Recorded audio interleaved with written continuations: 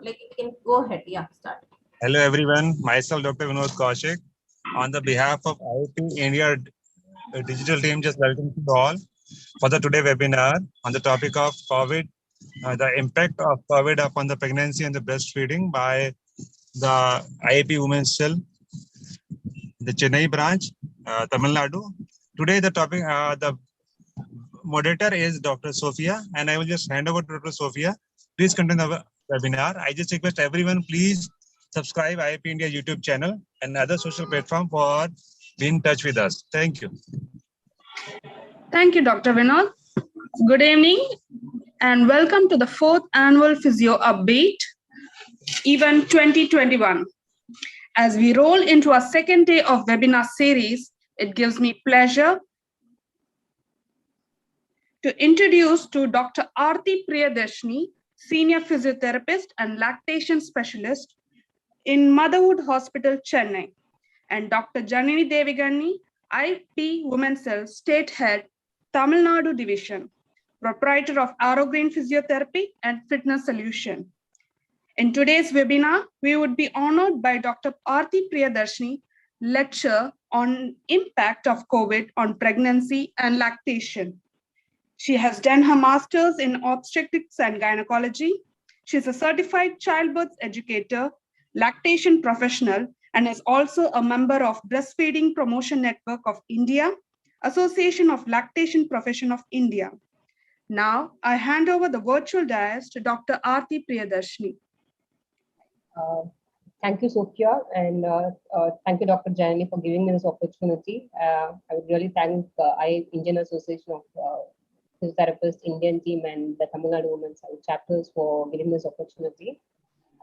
So I would, can I go ahead and share the screen, Dr. Sophia? Can I do that? Yes, sure. Sure. Just give me a moment.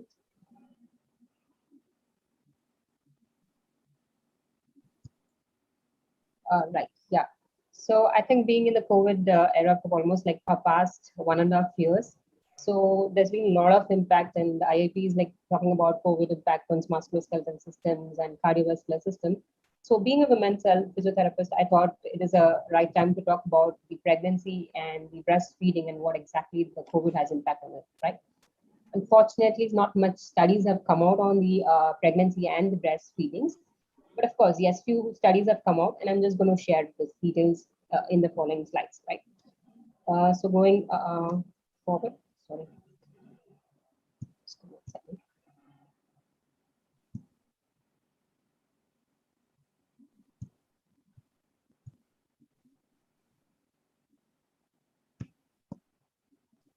I'm Dr. Aarthi. I'm currently practicing as a women's health physiotherapist and lactation consultant at Motherhood Hospital, and I also have my own center at Mama.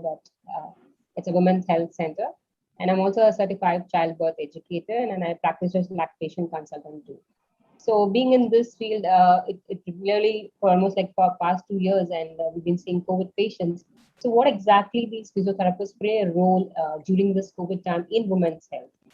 So from March 2020, when the World WHO diagnosed as when the COVID started rolling around, so we started playing as a primary healthcare facilities, okay, even with the suspected cases and also with the confirmed COVID-19. So we didn't even stop working. We also started seeing COVID-19 patients because our role does play an important role there, right? So we worked in different settings, in OP setups, in IP setups, in our own clinics, and we also become the first contact practitioners. That is like, even if the patient isn't, we almost go in close contact with the patients. Like we have to give chest physiotherapy for them. We need to do a postural drainage, or we need to position them or mobilize them. We become a direct close contact with the patients. And I think many physiotherapists have done a great job in that, right? So what does it have an impact in pregnancy and COVID? So for exercises for pregnancy during COVID times, there's no specific physiotherapy guidelines have been formed, because I told you in the beginning that still there are a lot of researches being going on. We have not yet come to a conclusion how, or there's not much research studies on how this pregnancy, COVID mothers, and how does exercises have impact on them. So still there are many guidelines have not given a perfect schedule for us. You already started. So as it is, it's like we we are formulating our own guidelines, or we are going based on the patient symptomatic. That's how we are treating the patients currently now. So when it comes to COVID, I think last in India, generally for per day, it's about 66,000 people are giving birth in a single day. So out of which nearly about 53% of people are getting affected by COVID. So you imagine what exactly is the impact is going to be, right? So as they are very immune prone, the pregnant mothers, we know that they have a very low immune system.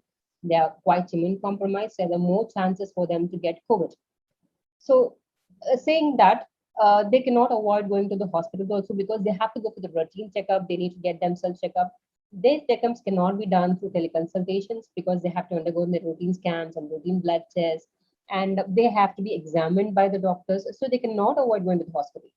At the same time, when they go to the hospitals, there are more chance for them to get really affected by the COVID, right? It can be in the first trimesters, in the second trimester, and the third trimesters. Maybe we can just prolong their, we can just give a gap for their checkups, but they have to go for the checkups. That's how the scenarios are like.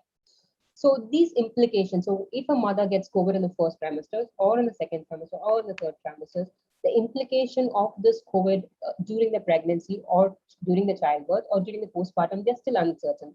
They have not actually found out like how much impact does it have on each systems because they are still under research, right? We have very few data about these implications.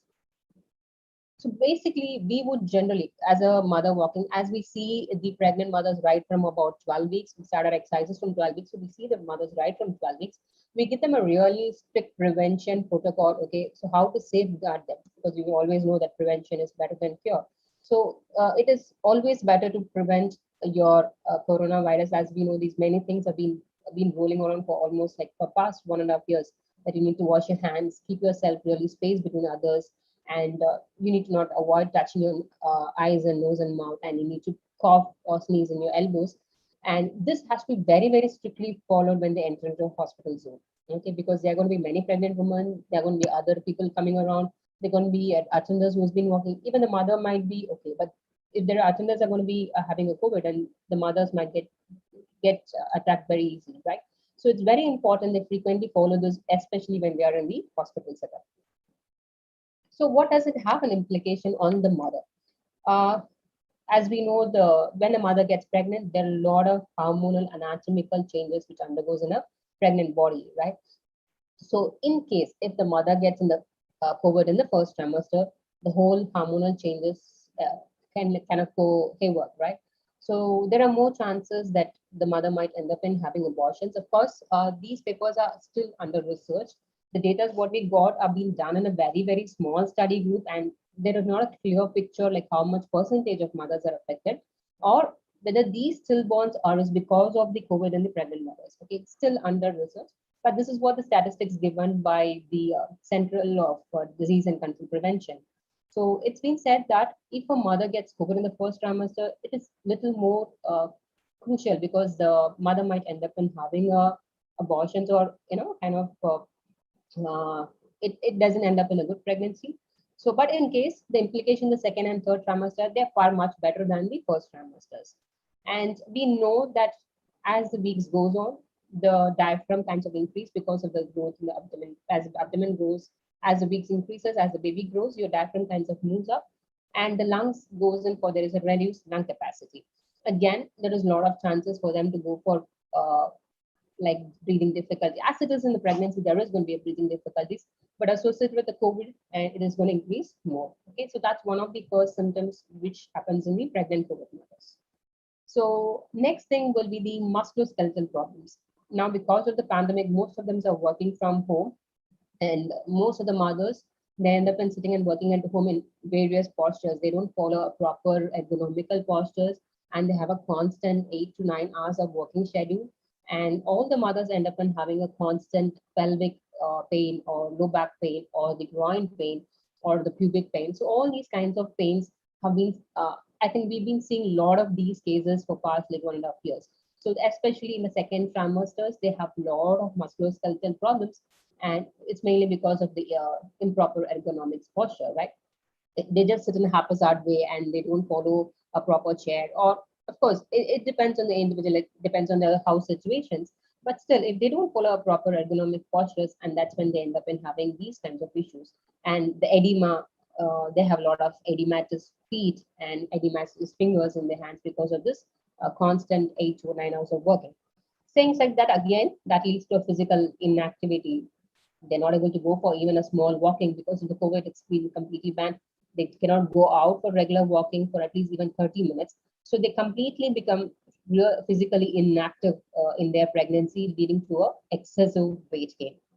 So as it is, we know that we need to allow weight gain of about 10 to 12 kgs, or rather 12 to 14 kgs. That's a normal weight gain which we allow in your pregnancy period. But unfortunately, what happened is that because of this physical inactivity, we see excessive weight gains of nearly about 20 kgs. And following which, again, because of this excessive weight gain, they're not able to do a proper workout because the body doesn't eat, they're not kind of flexible. And so these changes are kind of very much interrelated. So this, because of these excessive weight gain, they end up in having a maternal obesity. And the next comes is gestational diabetes. Gestational diabetes is nothing but sugars during a pregnancy. So it is like a cyclic chain reactions. So the work nature, the physical inactivity, because they're not able to go for walking, again, that leads to excessive weight gain. And then again, that is going to put them into gestation. So we've seen more number of gestational diabetes mellitus in the last couple of years because of this physical inactivity. And one of the main reason we see this maternal obesity and gestation is the stress factors. We have found like many mothers become very much stressed because they're kind of sitting at home and they're not even able to go for a simple walking. And that has led them to a great stress level, and which in turn has led to these problems. So if you could see, if a mother is being affected by the COVID in the second trimester or in the second trimester, the symptoms what they expect would be in the respiratory system. They mean like it's been diagnosed as like they could have a pneumonia, or it might lead to respiratory distress syndrome. And in the breastfeeding, the transmission, or there are a lot of concerns about the breast milk transmissions. I'll be explaining in detail in the things. And for placenta, the placental infiltrations and thromboembolic complications, that is the clotting factors, have been greatly reduced in the placenta. And for the fetus, still the researchers about the possibility of vertical transmission, but again, it's not yet proved. The vertical transmission is still not there in COVID. And when compared to the cardiovascular system, there are a lot of cardiac strain and there is endothelial dysfunction. The cardiac activities are quite increased. And in the compared to the immunity level, there is a lot of alterations in the cell and antibody-mediated immune response. That is, the immune system are highly compromised in the COVID, and they have a lot of lung disorders and the respiratory difficulties, and they require ICU management, and everything is there in the second when they get COVID in their second and the third trimesters, right? And adrenal system, mainly because of the increased anxiety and the stress level because of the implications. So what are the main symptoms which they see? As the normal persons, how they used to get, they get colds, cough and fever. That's the first symptoms which they exhibit. But in case of the mother's respiratory, I mean, if they're just showing a mild symptoms, it's absolutely okay. They're fine, and the recovery is also quite faster. But when the mother's having an associated complications like obesity or gestational diabetes, excessive weight gain, and that's when your respiratory complications are compromised. So they might require an ICU admissions, and especially the second trimester mothers and the third trimester mothers, they are being moved into an ICU admissions, right? So it is always better to treat in the first stage than moving on to the second and the third stage. That is when you're having a cough and cold. And unfortunately, what happens in COVID pregnant mother is that then the doctors are not able to provide more medications for them, as the medications might affect the baby. So usually during cough and cold, they're able to give only the basic medicines, but as the symptoms increases, and that's when they are putting onto an ICU admission. So what happens when a hospitalized pregnant woman with COVID, when they have a severe illness, okay? So they might require ICU admissions, and they also need a mechanical ventilation. And unfortunately, that also leads to death. So mostly, according to the recent research, about half of the hospitalized pregnant women with the COVID-19, they used to have mild symptoms, but then about next half, they require a hospitalization, right? So this is the impact on pregnant women in the first and the second wave. So the case fatality rate was about 0.7% in the first wave, and in the second, it was 5.7%. In symptomatic cases in the first wave, it was 14.2%, and in the second wave, it was 28.7%. Luckily, the maternal deaths and fetal mortality rates were quite few in the cases of the COVID pregnant mothers. So in the first wave, it was 2%, and in the second wave, it was just 2%. Now, this is the case of Indian pregnant COVID mothers, right? So what exactly we need to know and what is the management? So whenever they come for a routine checkup, it is very, very important that we all be with a proper protective management, like right from the doctor's checkup, right from the scan, right from the blood test, all the persons who have been handling with the COVID mothers, or see, for example, like when a mother is walking, let she be a COVID positive or a non-COVID pregnant mothers, we may never know whether she's affected or not. So invariably, we treat all the patients with the COVID PPE setup. That's because we don't know whether the mother or the attendant is kind of like having any symptoms or not, right? So all the routine checkups, the antenatal checkups, the physiotherapy exercises, the blood tests, all the persons who are handling the patients, we all wear a proper PPE throughout the day till we finish seeing our patients, right? So what is the physiotherapy management and during this COVID time, and especially for the COVID pregnant mothers, right? So when a patient is coming to you, or if she is in the home isolation, so I'm going to split up into two I'm just going to talk about what we need to do when the mother is isolated at home, or if the mother is admitted in the ICU who's COVID positive. So first thing is wear your proper PPE, your donning and doffing of PPE should be known by all the physiotherapists, because I think that is one which is not being taught to our physiotherapists. It's been taught only for the nursing team. So it is up to you to go and talk to your management, learn your donning and doffing of your personal protective equipment device, like how to wear your gloves, how to remove it first, which one to remove first, which one. So you need to completely cover up with your whole PPE, double mask, or you need to wear an N95 mask. You need to wear your protective goggles, your face shields before handling the patients, right? And you are going to work according to the hospital protocol. Now, each hospitals, they have the different protocols, right? For example, like usually in our hospital, when a patient is admitted, we wait till the COVID report has been come, and then only we treat the patients. So for example, if the COVID mother is positive, we shift her to the COVID isolated rooms. In case if she's negative, then we put her on the general ward. So each hospitals will have they'll have a hospital protocol. I think because of COVID, each hospital, they have formalized their own protocols, right? So find out what is your hospital protocol, or if it's your own clinic, you can create your own protocol, formalize or channelize how you're going to see the patients, and then you're going to follow it accordingly for all the patients. And this main thing which you need to know is something called as infection control protocol. I think NABH hospitals or hospitals has acquired this national accreditation. They have their own infection control policy, like how to sterilize things, or how should be room sterilized, or how should a person enter into the room with the proper PPE. So we have a few set, and how should these PPE should be discarded, in what bin should be discarded. So all these things should be known by physiotherapists as well, and they also need to follow a very, very strict protocol before they treat the patients. Okay, that's a very important step which you need to be known as a physiotherapist. I think we've been always like treating patients. We've been talking about how to treat patients, how to take care of their mobilization, things like that. But we never talked about the personal protective equipment and how to don them off and how to use them, and what are the things we need to do it, and especially at the COVID time. So if a mother is in the NICU, or a mother is in the ICU, okay, she might be any of the trimesters, especially in the second and the third trimesters if she's admitted in the NICU. So what will be your role as a physiotherapist? So in case of she's having a dry and productive call, usually we delay the interventions. Now, why is that we need to delay the intervention? Is because we just need to, too many people entering the room is also not advisable in the COVID mother's room. So too many exposures. So when the doctors feel the patient is having a kind of a chest disorders, or when there is a breathing disorders, and that's when they refer to a physiotherapist.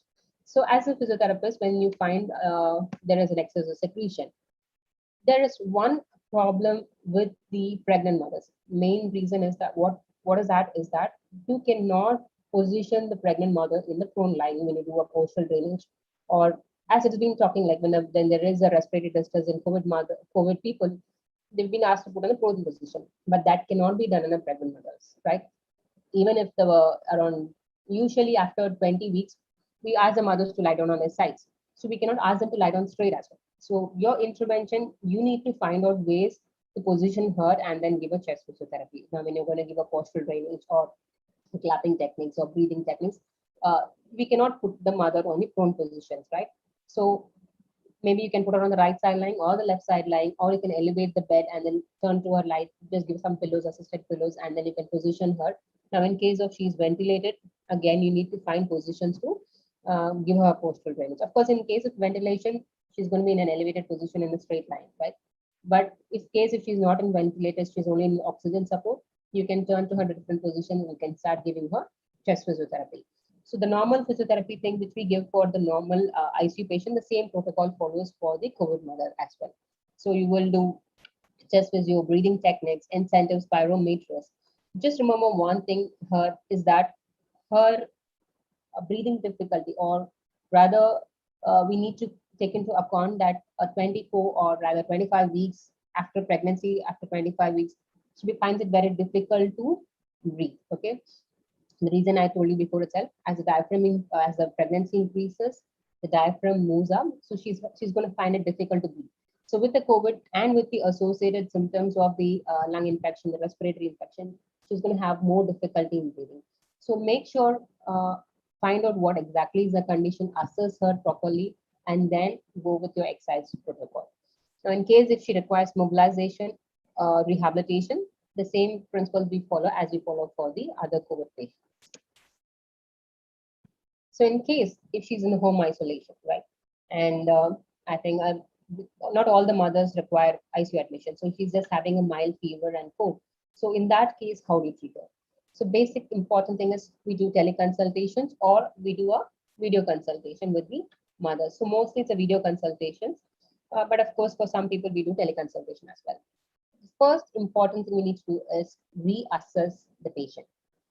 When we see the mother at 12 weeks, she not be the same thing at the time of a COVID. Things would have changed. Her exercise level, we call this as Borg perception level, right? We find out when she's doing exercises, how was the respiratory rate, how was the heart rate.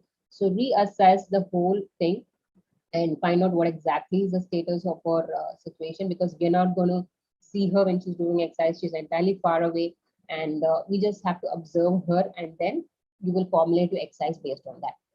And most importantly, don't record the video. Don't even let the patient record the video, okay? So make sure that you have a policy of no video recording.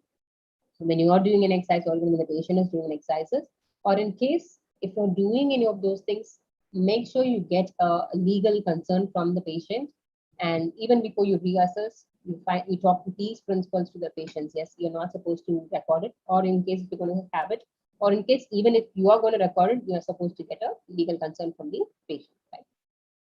Now, as I told you, next thing, when you prescribe the exercises, take a detailed assessment, find out what is the Borg's perception level of the patient, and then you're going to prescribe exercises for her. Now, in generally, the COVID mothers, they're going to be in home isolations for 14 days. So we generally recommend them to stop all the pregnancy exercises, right? Now, usually there will be a set of exercises which we do from 12 weeks. So 12 weeks, we do the breathing exercise. And after that, around 18 weeks, we do stretches. And then we do squatting around 20 weeks. And then we do Swiss ball exercises, mat exercises, like Pilates. So we do all these exercises for pregnant mothers. So these exercises can be put a hold for these 14 days. Or if the mother is really fine, if she's ready to do it, she can definitely go ahead and she can do all the exercises. But that's important thing is we need to keep a check on her stress level or how much she's able to do it. Because we found that COVID mothers, when they do the exercises, post-COVID, they're not able to do the exercises as much they were able to do before the COVID, right? So always find out what is the level of exercise and how they're able to do it, and then you can take it up from that. And a very, very important thing you need to keep a track is that keep a track of the baby's weight and the maternal weight when you're dealing with the COVID mothers. So what happened is that because of the COVID symptoms, they're not able to have a proper food, or rather they have a lot of difficulties in taking the food. The baby weight is kind of compromised in the COVID mothers. Okay. So mainly because the mothers kind of worried. She's very stressful. She doesn't consume, she's not able to take a nutritive food because since she's in the isolation period. So please keep a track of the baby's weight and of course the maternal weight as well. Okay. So based on that only you're going to formulate. Now, if the baby's weight is very less or if the doctor's been advised the baby's weight is less, and please cut down on the exercise protocol. Don't give her the standard exercise protocols like 20 counts and 25 repetitions. Don't go for the standard protocol, and then it might end up in going for reduced baby's weight. Another very important thing to keep a look is that the amniotic level, because there might be a sudden drop in the amniotic level fluids in the COVID mothers. Okay, so keep a check on that as well. Now, how do you know that these things is that mostly check with your previous scan uh, before they got pregnant, before they got the COVID, and after they got COVID, once they when they come back to the checkup, routine checkup, they usually take a scan again. Look what is their COVID, the amniotic level and baby's weight when they do the scan. Based on that, your exercise protocol will change further afterwards, right? You will not follow the same protocol what we do for the general mothers, because as I told you, if the fluid is less, if you're going to give more amount of exercises, again the mother is going to start losing, I mean, she's going to sweat, she's going to lose weight again, the amniotic fluid is going to get disturbed. Okay, so you need to keep a complete track of the baby's weight and the maternal weight as well when you prescribe an exercise for the COVID mothers, even post COVID when they come for you for the exercises. And again, I told you, like, reassess and then start putting them on the breathing techniques and teach them the chest breathing techniques, the diaphragmatic breathing techniques, and you can also teach them how to do a self postural drainage in case if they have the cold. And then once they're really clear of their chest, you can go with the other exercises like your mat exercise, your ball exercise, or Pilates. As I told you, the post-COVID, reassess the patient, reduce the exercise protocol based on the patient's condition. If the patient is fine, if the patient is completely recovered, you can actually go ahead and start your exercises. Now, this holds good for the second trimesters. Mostly when they enter into the second trimesters, we need to be really focused on only on the major exercise for the post-COVID mothers. Okay, especially when they are around 35 to 36 weeks. The main reason being these post-COVID mothers, or if they are having COVID in the third trimesters, they're most likely to deliver the baby in preterm. That is delivery before 37 weeks or 36 weeks, we call it as the preterm delivery. So in case if the mother is post-COVID in the second trimesters, or if the mother is in the 7th month and if they are post-COVID, or if they are COVID, make sure you be very particular about your exercise protocol. Keep assessing your patients frequently, check them up, check the fluid level, keep your scan data and keep your blood reports always in check, and then proceed with your exercises because it might end up in having a preterm. So main thing is go according to your patient ability. See how the patient is able to do, whether the patient is able to do the exercises. Make sure the patient does the exercises in front of you. Observe her breathing techniques. Mostly with the mask, usually when they do the exercise in hospitals, when they do exercises with me, they're with the mask, they're either with the double mask. So when you assess, they will not be able to do the exercise at that time, but without the mask, they will be able to do the exercises. So take that also into consideration and then observe her, see how she's able to do the exercises, and then you can prescribe. Suppose in case if you're doing a video consultation, make sure she does the exercises in front of you and see if she's able to do the exercises, and then you can prescribe, and then you can give her the protocols, how much you need to do it. So what are these effects of pregnancy outcomes?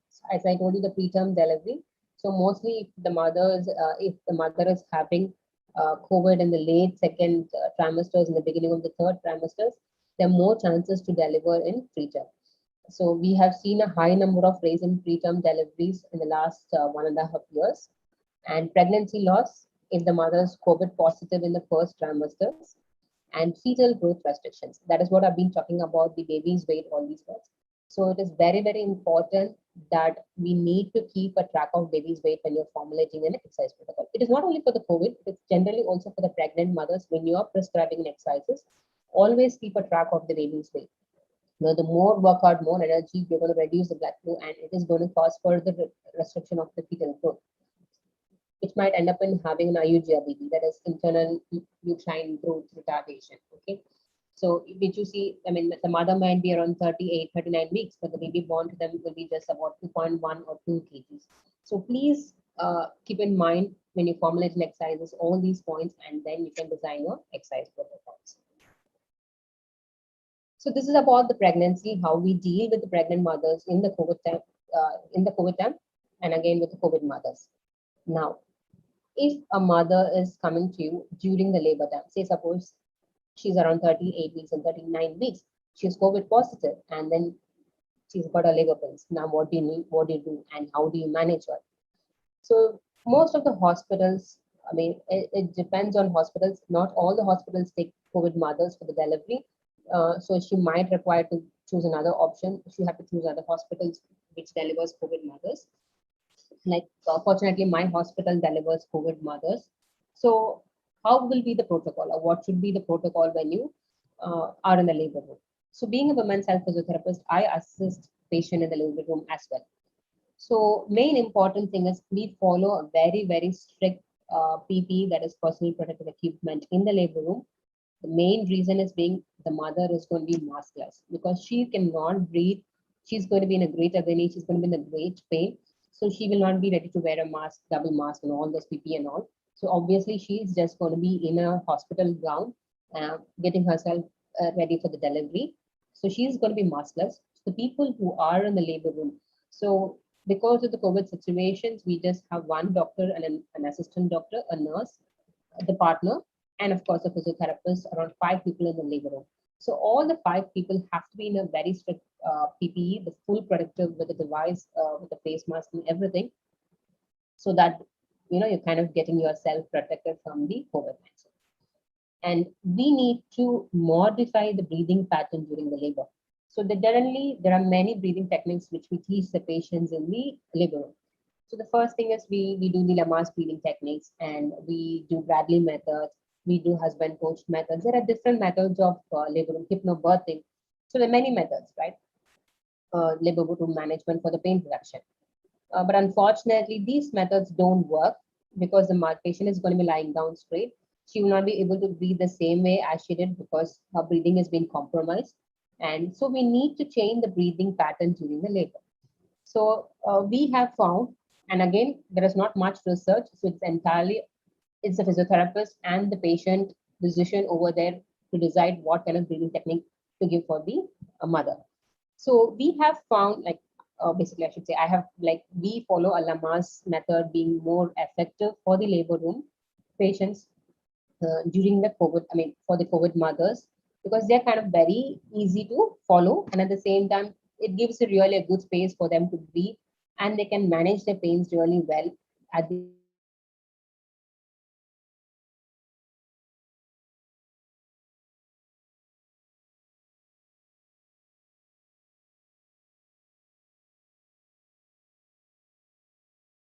So yes, been talking about the Lamaze breathing technique. So that is the breathing technique which we follow in the labor room. So which involves a slow, deep breathing through your nose and then breathe out through your mouth in the first stage. And as the second stage of labor, you take a deep breath through your nose and then you blow out a little faster in your second phase. And then, so this is one kind of technique which we follow. Of course, you can modify the breathing technique according to the patient needs over there. And once the patient is about to deliver, be very stressful about immediately to protect the newborn from COVID-19. So the mother has to immediately wear the mask as soon as the baby is delivered. So as I told you here, in normal delivery, when the mother is about to push or when the mother is in the labor room, she kind of feel like she have to lie down fully on her back. Maybe a little bit reclined, but mostly it requires her to lie down on the back. So this is what I've been talking about when the mother was COVID positive in COVID mothers in the ICU, right? So lying down straight is going to push on the diaphragm, and she's going to have more difficulty in breathing. So you need to require to completely change the whole breathing techniques, and you just cannot follow the same thing. There's one more thing which we will be given in the labor room is something called as Entinox gas, that is the nitrous oxide gas for her pain management. So if the mother is taking that, she's going to be a little more sedated as well. Not exactly fully sedated, but of course, she's going to be very little drowsy, and she will not be able to breathe as the same way as you tell her to breathe. So you need to keep on waking her up and then make sure that she does the breathing for the pain relief in case she's having a natural birth.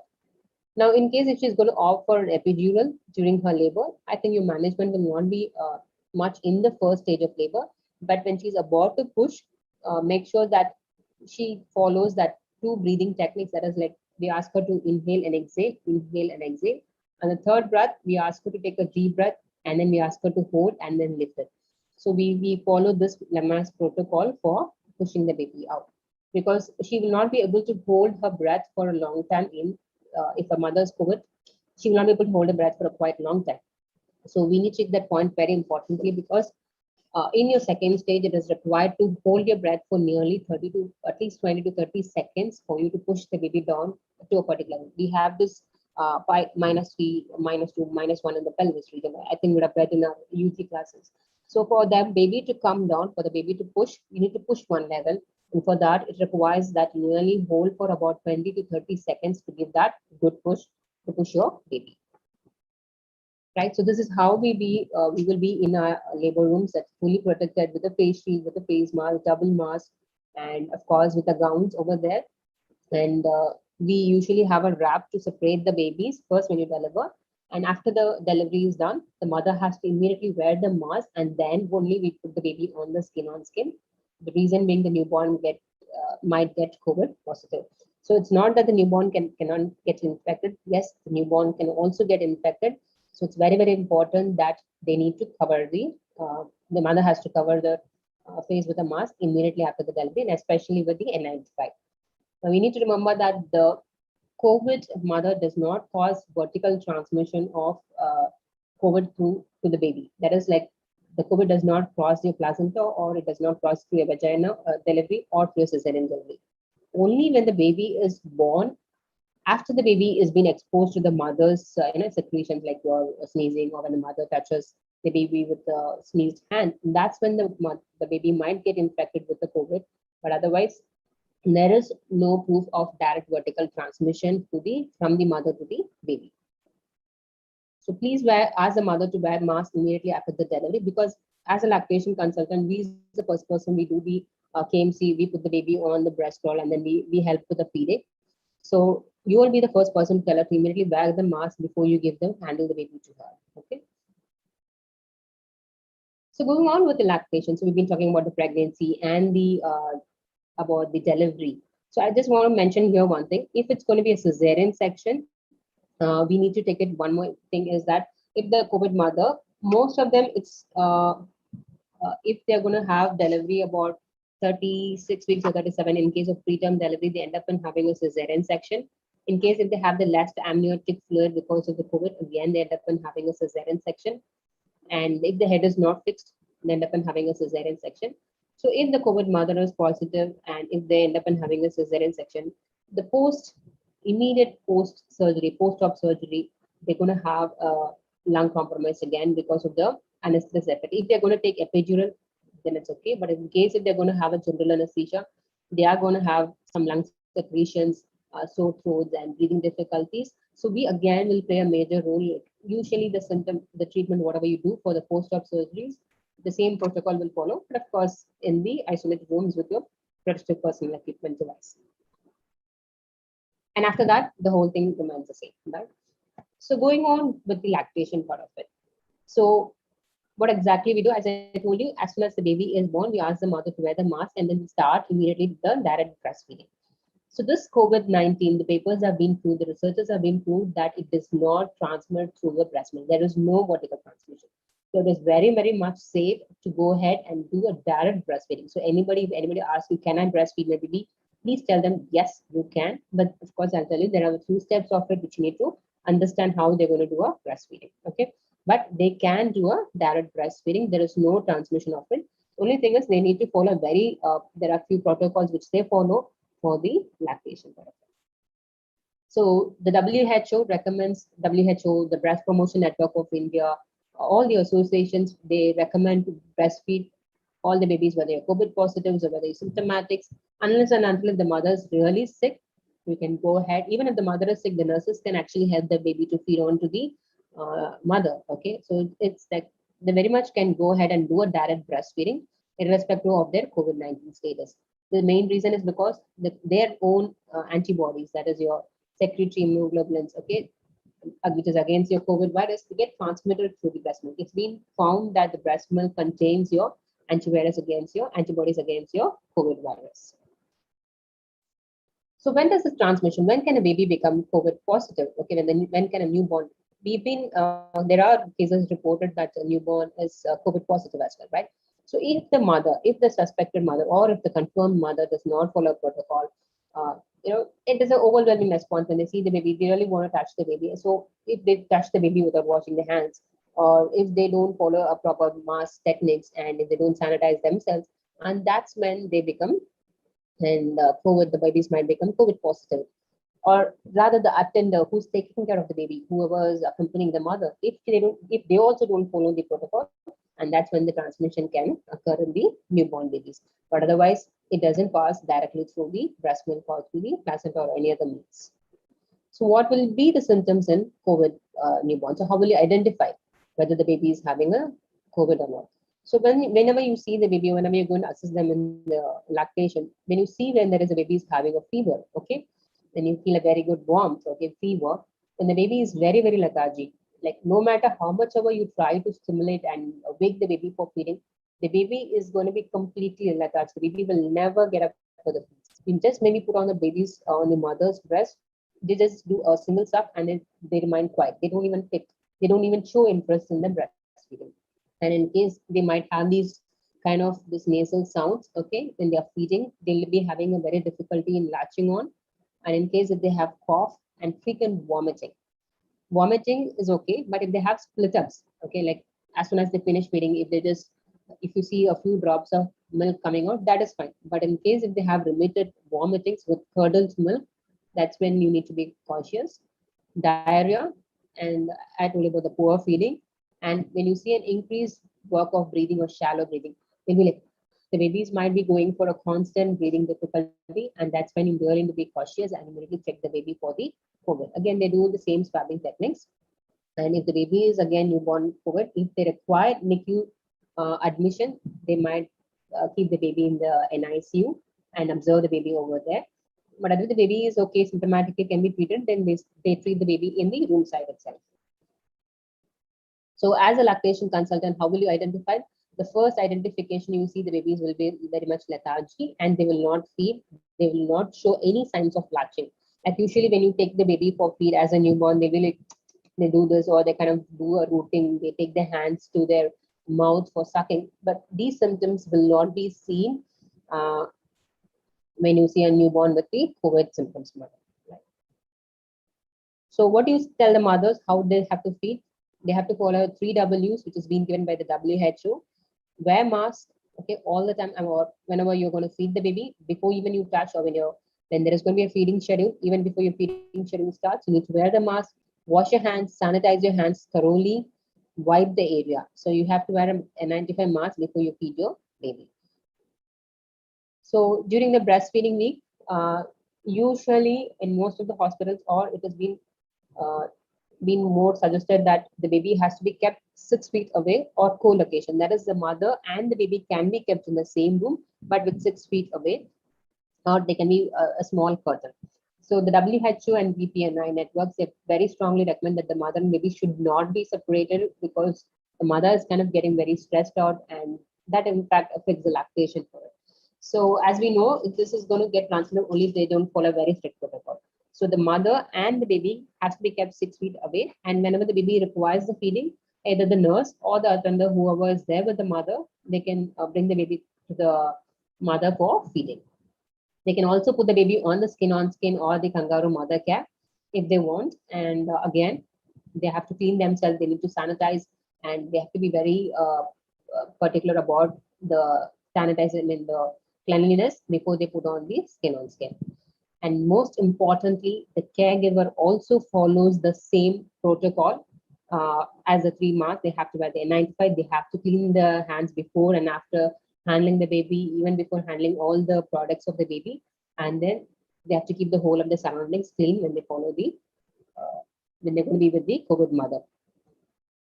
So you can breastfeed often, the same principle, 2 hours feeding, nighttime continuous feeding. You can do all those things, but all the time you need to do the same protocol. Okay, wash your hands and keep breastfeeding as much as you can. But if you're really not well, then if the mother is very sick, if the attender can do it direct breastfeeding, they can go ahead and do it. If not, they can do the assisted methods. I'll tell you how we can do about that.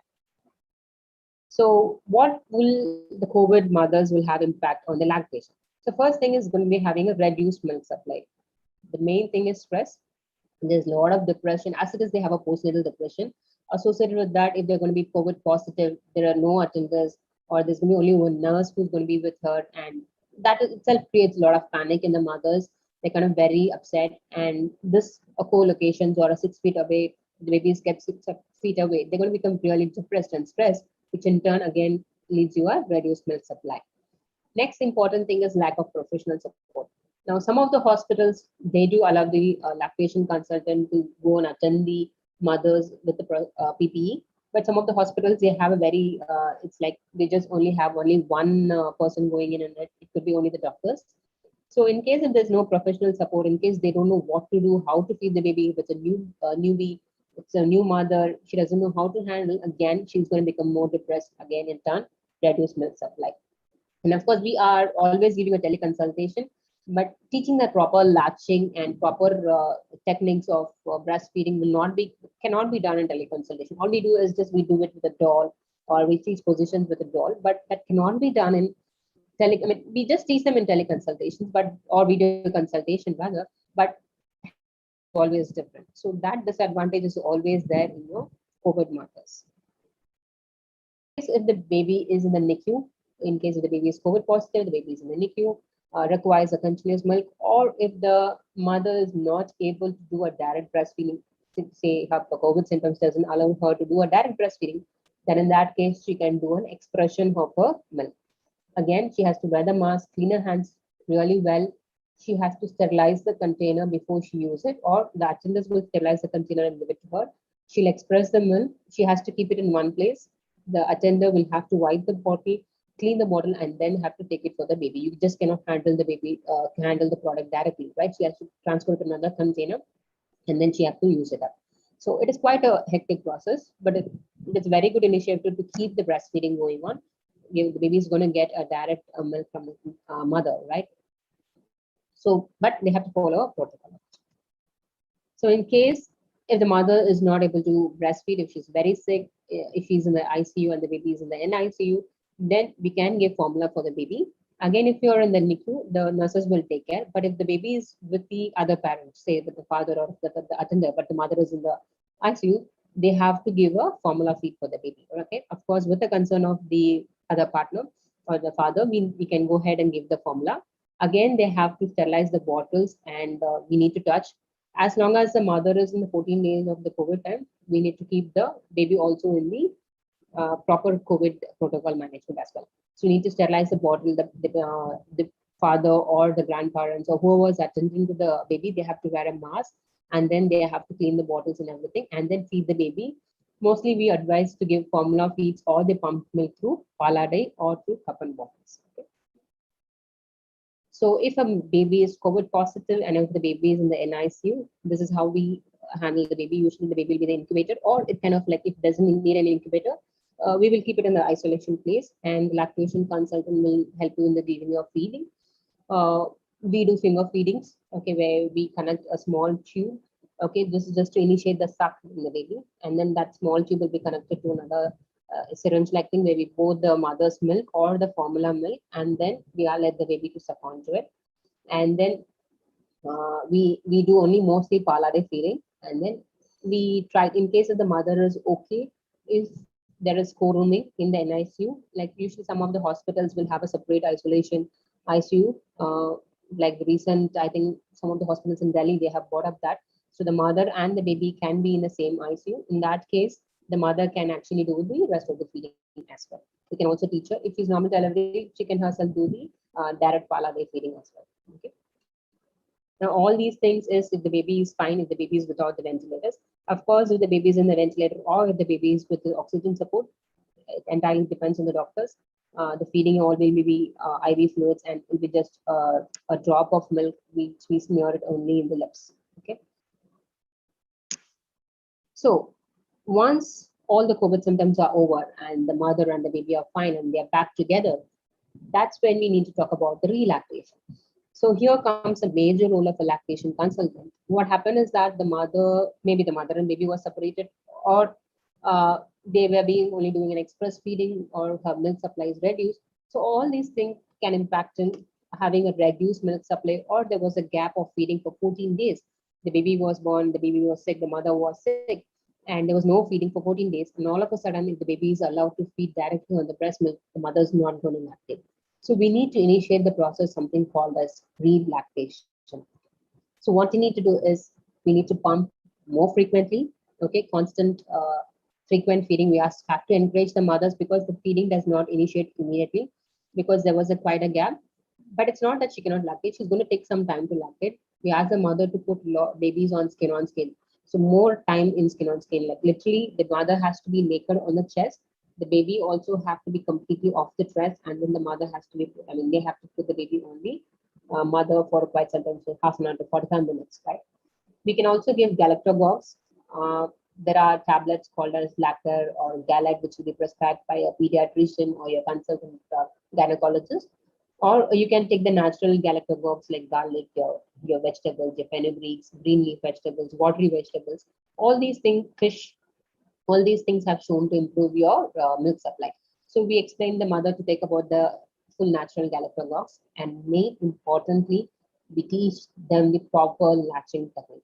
So unless and until with all these things, if there is no proper latching techniques, if the baby does not latch properly, if there is a long gap, these things will not help in increasing the milk supply. The baby has to do a proper latching techniques. The baby has to suck on it. Only then your brain will understand this baby needs more milk, and then it will start producing milk. So I think I've summed up with the pregnancy, the labor room, and the lactation part of it. So being as a woman, as I told you before, I have seen COVID mothers. So the most crisis occurs in the labor room and in lactation. As in the pregnancy cases, they're okay, they're fine. But when they're towards the delivery, if the mother is COVID positive, her labor room management is little critical, because she'll not be able to do the breathing techniques. Whereas she wanted to have a natural delivery, she might have difficulty in breathing. She'll not be ready to take any other urgent. So these kinds of mothers are a little difficult to handle in. And we give Swiss ball exercise, and we ask them to do squatting also. So if the mother is able to do it, we very well go ahead and do them. And the lactation, which is another a little, what to say? Like usually if the mother is okay feeding, if the mother is fine, no symptomatics, she's fine, it's just the fever and cold, and then she'll directly go for feeding. But if there is going to be relactation, the lactation consultant plays a major role, and they have to do a repeated sessions for the mothers to increase on to their feeding sessions, right? So thank you so much. So if there's any questions, I'm ready to take them. Dr. Sophia, over to you. If there's any session, I'm Thank you, ma'am. And we do have some questions from the participants. Sure. One of them is, do you have any statistics of the newborn COVID? Okay, so the statistics is not from India. Okay, it's an overall statistics from India. The reports have not been rolled out yet. So about in deliveries of about like 400 delivered mothers, the ratio is about 1 to 2% of newborn COVID. But that's not Indian statistics. And one more. Is it not safe to use a breast pump instead of direct breastfeeding in case of after COVID affected mothers lactation? Is it safe to use, or they're asking me? No, I'm asking, is it not safe for breast pump rather than a direct feeding? Yeah, we do encourage direct feeding for the COVID mothers, but unfortunately, if the mother is not well, okay, they're very sick, especially if you see cesarean mothers, they're not able to do a direct feeding because they're kind of with a lot of pain. And then we ask the attenders to do the pumping, or we give them a manual electrical pump. So it's only at this COVID time we do all these things, but otherwise we do encourage direct breastfeeding. Only if the COVID symptoms are quite high, if they're not able to do it, then we ask them to do pumping. Okay. And as I told you, the pumping bottle has to be changed. So it's not the same bottle which we take it to the baby. The mother will pump in one bottle. The attender will have to do keep it in a particular place, sterilize that bottle again, and then she'll shift it, and then there is twice another shifting of the bottle. So it's not the direct bottle which the mother pumps. Oh. I think that will be the better answer of this. So we don't just take the pumped milk directly. And one more, ma'am. What is the physiotherapy protocol for the lactating mothers? Okay, see, if the mother is COVID, we generally don't start any of the postnatal programs over there. We do the lactation part of it. We wait for the mothers about 2 weeks for them to, usually in hospitals, we do directly immediate the postnatal exercises, right? Be it a normal or cesarean, we go with immediate exercises. But based on the symptoms, we take it up, right? We don't directly jump into the postnatal exercises. We go with the lactation first. So I encourage to do the direct skin on skin first, and then do a direct breastfeeding. I'll encourage the mother. If the mother is very tired, if the mother is not feeling well, that's when we go with the pumping. Another thing is, if the mother is gestational diabetes, okay, the baby has more chance to go for hypoglycemia. Like usually, if the mother's gestational diabetes towards the end or even in the second or the third trimesters, the babies might have less sugars. So we have to keep checking the sugars before the feed. So in case of the baby's sugar is less, and then we need to encourage the mother to feed more frequently, or we have to introduce pumping so that her feeding increases. Any other questions from the participants?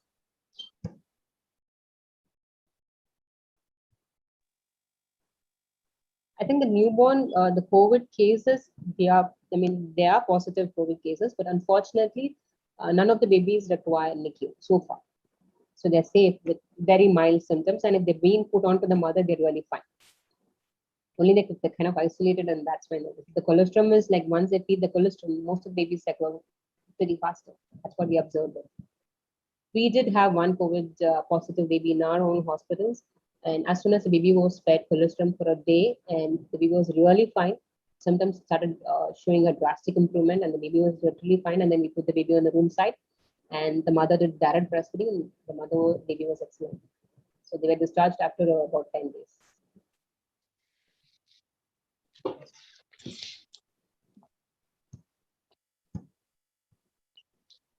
So I think that's it for the questionnaires, I think. Okay.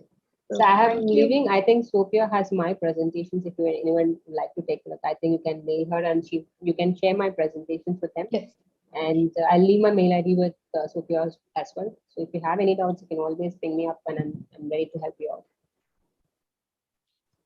Thank you, ma'am. Thank you, Doc, for your lecture, which gave us a very deep perspective of health issues in COVID mothers and their treatment protocol. Thank you very much, ma'am. Yeah. Thank you, Sophia.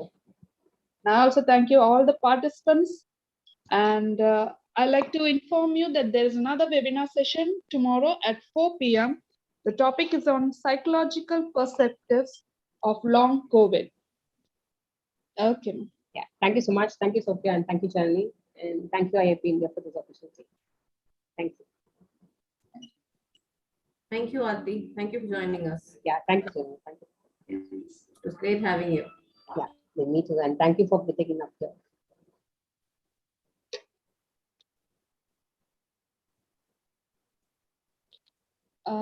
I'll hand over to Dr. Vinod.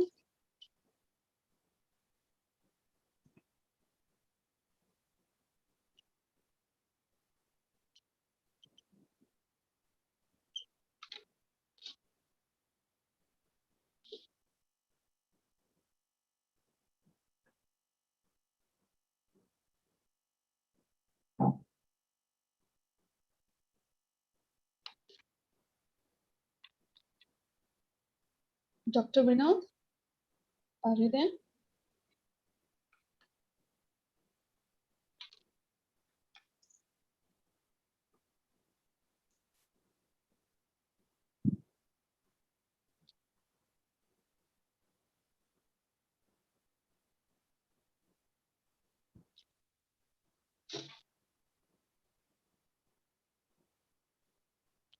And there's a technical issue. Maybe Sure. we can just leave it. Yeah. Sure. Thank you, Sophia. Thank you so much.